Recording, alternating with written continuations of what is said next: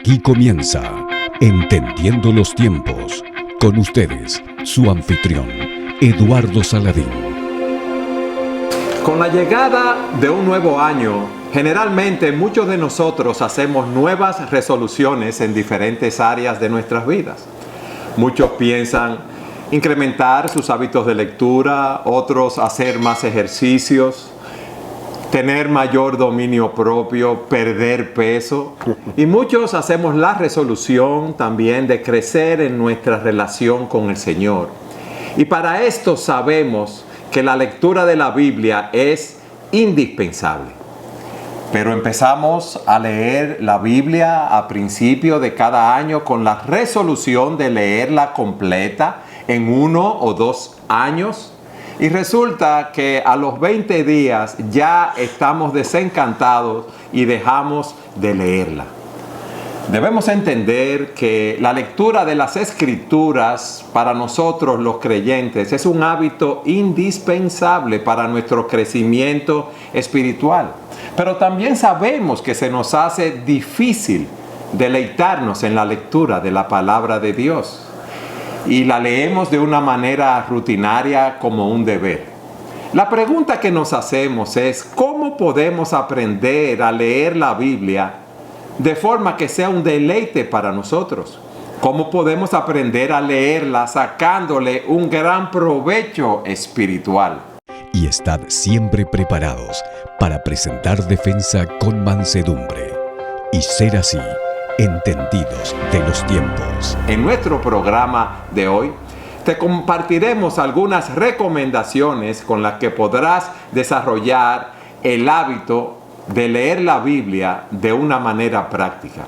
Y para tratar este tema, qué mejor que hablar con alguien entendido en este tema, valga la redundancia, y que hoy nos acompaña nuevamente el pastor Sugel Michelén. Sugel, bienvenido. ¿Te gustó esa introducción que hice de ti? No, la de mí. La del tema estuvo muy buena. Pero hoy es súper especial porque después de muchísimo tiempo estamos juntos aquí. Estamos juntos en el set del programa y eso es sumamente significativo. Es así. Volver otra vez a estar en esta mesa compartiendo los temas que tratamos en Entendiendo los Tiempos. Sugel, déjame empezar preguntándote, ¿por qué se nos hace tan difícil cada día seguir esos planes de lectura que nosotros nos proponemos a principio de cada año? Pues yo sé que tú no tienes ese problema, pero muchos de nosotros lo tenemos. No, la verdad es que muchos de nosotros no somos tan disciplinados como debiéramos, no tenemos el dominio propio que debiéramos tener, pero hay un problema espiritual detrás de todo eso, y es el hecho de que el pecado mora en nosotros. Dice el apóstol Pablo en Romanos capítulo 7, versículo 22, cuando yo quiero hacer el bien, hallo esta ley, que el mal está en mí. Tú te propones hacer ejercicio, tú te propones leer los periódicos por la mañana y tal vez eso no va a encontrar tanta oposición. Lo del ejercicio depende mucho de qué tan disciplinado tú eres. El ejercicio para ti encuentra mucha oposición, para ti hacer ejercicio. La verdad es que sí. Porque tú has empezado muchos planes de hacer ejercicio, la verdad de es que sí, es difícil. Lo hago, ¿no? Yo lo mantengo, pero no con la regularidad que debiera. Pero para otras personas es muy fácil toda la mañana levantarse a hacer ejercicio. Para mí no es tan fácil. Sin embargo, cuando tú te propones leer las Escrituras, el pecado que mora en ti se levanta como un león salvaje para que tú no hagas eso. Cuando quiero hacer el bien, es que yo descubro esta ley, que el mal está en mí. Mientras más espiritual sea una actividad, más oposición de tu carne vas a encontrar. O sea que no se trata solamente del problema de dominio propio o de falta de disciplina que muchos tenemos. Es un problema espiritual. De hecho, Eduardo, increíblemente es más fácil leer la Biblia que orar. Leer la Biblia ya para muchos es difícil mantener la regularidad, pero es todavía más difícil dedicarse a un hábito constante de oración, porque vuelvo y reitero, mientras más espiritual es la actividad, más oposición de tu carne vas a encontrar. Ok, tú dices que hay una oposición de la carne y eso lo entendemos. Ahora, ¿qué motivación? ¿Cómo yo me puedo motivar para encontrarme, o sea, para leer las Escrituras y encontrarme con el Señor cada día? Porque sé, y por experiencia propia lo he vivido, que uno empieza leyendo Génesis, Éxodo, Levítico, ya en la medida que va leyendo de esa manera, vienen ciertos pasajes que se hacen un poco áridos para uno. Entonces uno se desmotiva muchas veces en ese tiempo devocional y muchos abandonan la lectura consecutiva de las Escrituras. Bueno, yo diría brevemente, porque Sí. vamos a estar hablando más de esto durante el programa, pero siendo breve ahora en la respuesta. Por un lado, si tú lees todos los días, si haces un hábito, que luego llega un punto, Eduardo, en que tú no concibes comenzar el día sin haber estado en la presencia del Señor. Si tú estás creciendo en tu aprecio por el Señor y por lo que Él ha hecho por ti, como dice Primera de Pedro, desead como niños recién nacidos la leche espiritual no adulterada, si es que habéis gustado la benignidad del Señor, para que por ella crezcáis para salvación. ¿Dónde nosotros gustamos la bondad, la misericordia, la compasión del Señor? En su palabra. Mientras más nos deleitamos en la misericordia del Señor, en sus promesas, en lo que Él ha hecho por nosotros, más nos vamos a deleitar en su palabra. El salmista decía que él se deleitaba en las Escrituras más que el haber hallado millares de oro y de plata. Nosotros debemos orar al Señor que ponga en nosotros ese mismo sentir. Dice que la Biblia, que la palabra de Dios es para él más dulce que la miel. Así es. Entonces, yo debo entender que en la Escritura yo me estoy encontrando con el Señor y estoy escuchando su voz a través de su palabra. Si yo amo al Señor, si yo amo lo que Él ha hecho en mí, lo que Él sigue haciendo en mí, yo voy a amar su palabra porque yo he gustado allí su benignidad y quiero seguir gustando su benignidad. Entonces, haz el hábito de leer todos los días, sigue creciendo en tu amor por el Señor y en tu entendimiento de que es en la Escritura que tú vas a encontrarte con Él y que vas a aprender de Él. Pero algo importante, haz un plan de lectura que te exponga a diferentes lugares de la Escritura a la vez. El mismo día. Claro, porque si tú estás leyendo tal vez un pasaje de Primera de Crónicas y comienza con 9 o 10 capítulos de genealogías, pero resulta que ese mismo día te toca Romanos capítulo 8, tal vez tú no vas a encontrar las perlas y los diamantes en Primera de Crónicas a flor de piel. Tú vas a tener que indagar un poco más y hurgar un poco más. Pero las perlas y los diamantes se encuentran en Romanos 8, como que nada más tienes que extender tu mano y cogerlos. Sí. Entonces, el hecho de tener un plan de lectura definitivamente ayuda en ese sentido. Pero por otro lado, Eduardo, una cosita más. Los planes de lecturas también te ayudan en crear el hábito de leer la Biblia todos los días. Porque no es lo mismo levantarse por la mañana preguntándome, ¿qué voy a leer hoy? A tú decir, me toca esto y me toca esto. Si tú no tienes la costumbre de leer mucha Biblia durante el día, probablemente proponerte leer toda la Biblia en un año es muy ambicioso. Pero tú puedes diseñar tu propio plan de lectura que tú sabes que te va a permitir leer toda la Biblia cada cierto tiempo, no un año, 2 años, el tiempo que tú quieras, pero que leas toda la Biblia, porque toda la Biblia es inspirada por Dios y toda la Biblia es útil. No solamente los salmos, no solamente proverbios, no solamente los evangelios, toda la Biblia es palabra de Dios. Y también, Sugel, si alguien no tiene hábito de lectura, que no quiere empezar leyendo 1 hora diaria, debe empezar leyendo 5 minutos y hacer un plan conforme a los 5 minutos diarios que puede leer e ir incrementando el tiempo de lectura. Mira, hasta puede hacerse el plan de decir, mira, yo voy a leer esta semana Efesios todos los días. ¿Tú sabes cuándo toma leer Efesios entero? ¿Media hora? 20 minutos. Los 6 capítulos. Como 10 minutos. Bueno, tú Si lees. tú eres un lector, Mira, no. Sujel, yo leo rápido y en 10 minutos. Mira, si tú eres un lector demasiado lento, tal vez te lleve 15. Pero mira algo, si yo Pero leo tan rápido, no voy a meditar en lo que estoy leyendo, quizás. Es que hay diferentes formas de leer la Biblia. Imagínate que una persona diga, mira, yo voy a tomar este mes y voy a leer Efesios. Durante 30 días, sí. Durante 30 días. Yo lo he hecho, sí. Bueno, eso es una forma de leer la Biblia. Tú vas a ver cada vez que tú leas Efesios completo, que es como se deben leer las cartas, porque tú no lees una carta que te escriben un por párrafo pedazo, hoy, ¿no? otro párrafo mañana. Imagínate que tú leas Efesios así, por un mes. Mire, yo te aseguro que al mes tú vas a entender muchísimo más la carta a los Efesios que el día 1 que empezaste a leerla. Pero eso es una forma. Otra forma puede ser leer 2 capítulos al día y vas a leer toda la Biblia en 2 años. Y de hecho el Nuevo Testamento 2 veces. Y los Salmos 2 veces también. O sea que realmente leer toda la Biblia en un plan de 2 años es muy bueno y es viable leer 2 capítulos al día. Ok, empiezo a leer la Biblia y estoy en Génesis. ¿Qué yo debo hacer? ¿Debo buscar el tema central del autor para motivarme antes de empezar a leer ese libro y no pasar de un libro a otro sin tener una idea general del mismo? Y hay algo que yo quiero que tú nos expliques.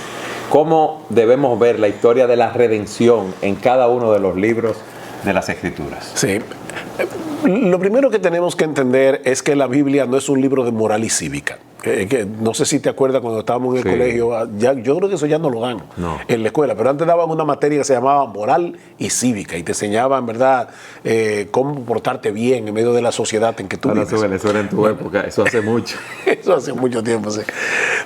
La Biblia no es un libro para enseñarte moral y cívica.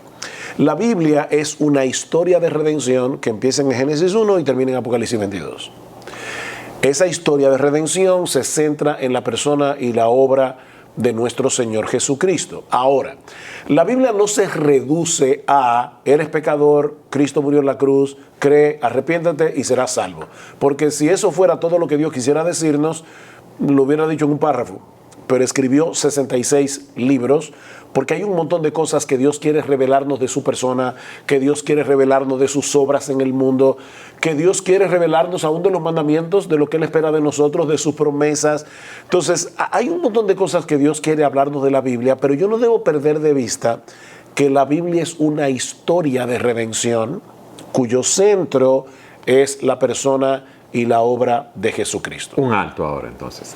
Cada vez que yo empiezo a leer un libro de la Biblia, debo tener eso en mente para ver cómo se desarrolla en ese libro esa historia de redención, aunque yo no la vea por ningún lado, en ese libro. Y así como tú te vas a hacer el hábito de leer la Biblia todos los días, tú vas a ir creando el instinto de recordar que estás leyendo una historia y de que Jesucristo es el centro. Cuando digo que es un instinto, es porque llega un momento, Eduardo, que de tanto leer la Biblia con eso en mente, ya tú no tienes que ni siquiera, no que no tienes que pensarlo conscientemente, pero yo creo que tú me entiendes. O sea, es como algo que se vuelve tan natural en ti, que tú lo haces casi automáticamente. Yo te voy a dar un ejemplo. Si tú comienzas un plan de lectura para el año 2023, en enero 1, probablemente te toque Génesis 1 y Mateo 1. Entonces, ¿qué tenemos en Génesis 1? Para algunas personas, Génesis 1 es el pasaje apologético que yo voy a usar para rebatir la teoría de la evolución y para decir que fue Dios el que creó el mundo en 6 días de 24 horas. Yo creo que Génesis 1, y de paso yo creo en la creación de 6 días y todo eso, ese no es el punto ahora. Génesis 1 es otra cosa. Yo no creo que Dios, que el Espíritu Santo, estaba pensando en Darwin cuando inspiró a Moisés a escribir Génesis 1. Génesis 1 nos establece el escenario en el que se va a desarrollar esa historia de redención. Okay. Y comienza recordándonos que Dios es el dueño, el Señor, el creador de todo cuanto existe. En el principio creó Dios los cielos y la tierra, y dentro de ese marco de creación hizo al hombre a su imagen y semejanza, para que el hombre tuviera con él una relación significativa, una relación de amor, verdadera comunión entre el hombre y Dios. Eso es lo que me dice Génesis 1. Mateo 1 comienza diciendo, este es el libro de la genealogía de Jesucristo, hijo de David, hijo de Abraham. Y ya me está diciendo, el Evangelio me conecta con todas las promesas, con todas las profecías del Antiguo Testamento que me hablaban de un Redentor, de un Salvador. ¿Y por qué necesitábamos un Salvador? Bueno, cuando yo sigo leyendo Génesis y llego al capítulo 3, me doy cuenta que el hombre decidió rebelarse contra Dios, el hombre decidió hacer su propia voluntad, buscar su propia gloria, y el hombre se convirtió en un pecador rebelde que necesita ser salvado, que necesita ser redimido. Pero ya en Génesis 3, Dios le dice al hombre que a pesar de su rebeldía, Él iba a enviar a un Salvador nacido de mujer, que iba a redimirnos de nuestros pecados. Bueno, ¿qué nos está diciendo Mateo 1? Que ese Salvador es Jesucristo, hijo de David, hijo de Abraham. Era Dios y era hombre. Entonces, ya tú ves cómo Génesis y Mateo, en cierto modo, o en cierto modo no, en muchas maneras se están conectando el uno al otro. El hombre fue creado a la imagen de Dios, pero ¿qué hizo el pecado, Eduardo? El pecado distorsionó esa imagen de Dios en nosotros, no la anuló completamente. O sea, nosotros seguimos siendo seres creados a la imagen de Dios, pero es una imagen distorsionada. ¿Qué es lo que hace Jesucristo? Restaurar la imagen de Dios en nosotros, que empieza a restaurarse aquí en la tierra, pero terminará restaurándose completamente cuando estemos en su presencia en cuerpos glorificados. Así que ya yo sé que la redención que Cristo vino a llevar a cabo no es un pasaje gratis al cielo, es restaurar en nosotros esa imagen que quedó distorsionada con la caída, con la entrada del pecado. Entonces, fíjate cómo hemos hablado ya de Génesis 1, 2, 3, Mateo 1, y estamos viendo cómo esos textos se deben ver a través del prisma de la historia, o en el lente de la historia de la redención que se revela en la Escritura. Pero fíjate algo. Alguien puede estar pensando, Sujel, para ti es muy fácil. Dios te ha dado dones, ¿verdad? Como maestro, tú estudias la Escritura, pero yo abro la Biblia y leo y yo no veo todas esas cosas que tú ves, Sujel, y entonces.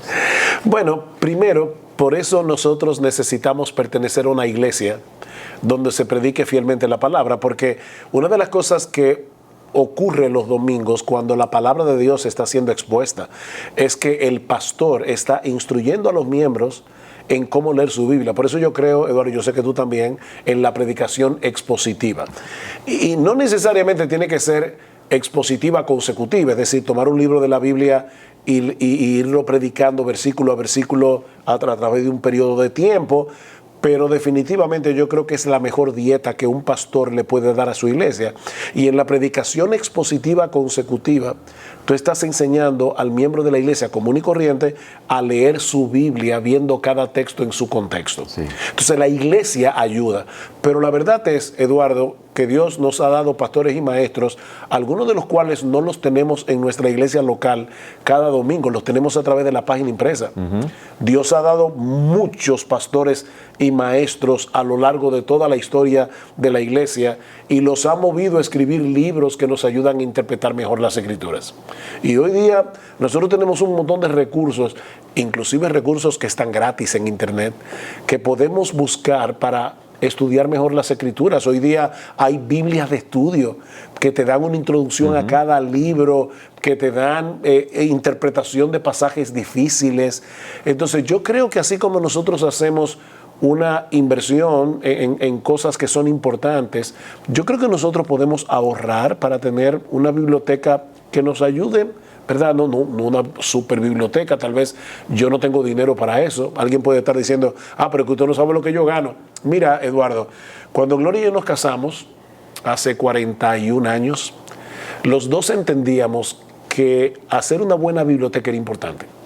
y apartábamos literalmente un dinerito porque lo que ganábamos era muy poco, pero apartábamos un dinerito para poco a poco ir comprando libros. Entonces yo creo que todos nosotros tenemos que hacer un esfuerzo para poder entender mejor la palabra de Dios, porque ese es nuestro alimento. Sugel, y ahora no solo tenemos la palabra impresa, la tenemos digital también. Esta nueva generación lee mucho en sus iPads, en sus computadoras, en los teléfonos, que quizás en el teléfono no es lo mejor leer la escritura, pero hay muchos medios para leer la Biblia y, como tú dices, en internet hay mucho material que podemos conseguir gratis. Material devocional, Biblias de estudio. Bueno, yo no sé si en este programa tú me dirás ahora mismo aquí en vivo si nosotros podemos hacer propaganda de uno de esos medios, pero mucha gente conoce, por ejemplo, YouVersion, que es una app que se encuentra en muchísimos teléfonos. YouVersion tiene una aplicacioncita que cuando tú le das al icono te dice literalmente tal cosa o aprende más y tú puedes aprender muchas cosas con un app de la escritura. Hay uno que se llama también, yo lo usaba hace muchísimos años atrás y por eso no me acuerdo muy bien, pero es Olive algo. ¿Tú te acuerdas de eso? Olive Tree. Olive Tree. Era algo así. Que tenía todavía más. Ese no existe, yo creo ya. Ya no existe. Yo no lo he visto, pero tú sabes lo que tiene YouVersion, la Biblia hablada, en diferentes Biblias habladas, Antiguo y Nuevo Testamento. Hay personas que son mejores oidores que lectores y pueden poner Efesios y escucharla atentamente si no se distraen. Y eso ayuda mucho también. Sin embargo, definitivamente yo creo que entonces en ese caso lo mejor es leer y escuchar. Lógico. Las dos cosas, porque el leer, tú tienes que ser demasiado concentrado para que eso no te distraiga. Sí, pero hay personas que lo pueden hacer. Además de que el leer te ayuda a decir, uy, espérate, a enfocarte. ¿Qué pasó aquí? Por ejemplo, hay detalles a veces en las escrituras que uno dice, wow, o sea, yo había pasado eso por alto tantas y tantas veces. Eduardo, yo me maravillo de lo mucho que uno aprende de la escritura leyéndola cada día. ¿Cuántos años tenemos nosotros en la fe? Bueno, yo tengo 41. Bueno, este verano mi esposo y yo cumplimos 46, nos convertimos en el 77, 1977. Yo tengo 46 años leyendo la Biblia y por la gracia de Dios prácticamente todos los días. Y Eduardo, de verdad, yo descubro cosas nuevas de las escrituras todo el tiempo. Es un pozo sin fondo. Sugel, no solamente debemos ver la historia de la redención en cada libro que leemos de la Biblia, sino hacerle preguntas específicas. ¿Qué me dice este pasaje en relación a Dios, a Jesucristo, al Espíritu Santo? ¿Qué promesas yo puedo encontrar aquí? ¿Hay algún mandamiento que yo debo obedecer o hay alguna doctrina que yo debo creer? Son preguntas que te ayudan a leer con entendimiento, a ser un lector activo, no pasivo. O sea, leer activamente es precisamente conversar con el texto. Sí. ¿Por qué el Espíritu Santo colocó esto aquí? Yo te voy a dar un ejemplo que yo pongo muchas veces porque todavía recuerdo la primera vez que yo reparé en ese pasaje y fue para mí tan glorioso. Yo estoy leyendo Génesis y voy leyendo la historia de José, que es un personaje fascinante, y en medio de la historia de José aparece en Génesis 38 la historia de Judá y de Tamar. Y tú dices, oye, pero qué anticlímax, ¿verdad? O sea, y después en el 39 sigue con José. Y tú dices, ¿qué hace esa historia ahí? Esa es probablemente una de las preguntas más importantes que tú puedes hacerle a un texto histórico.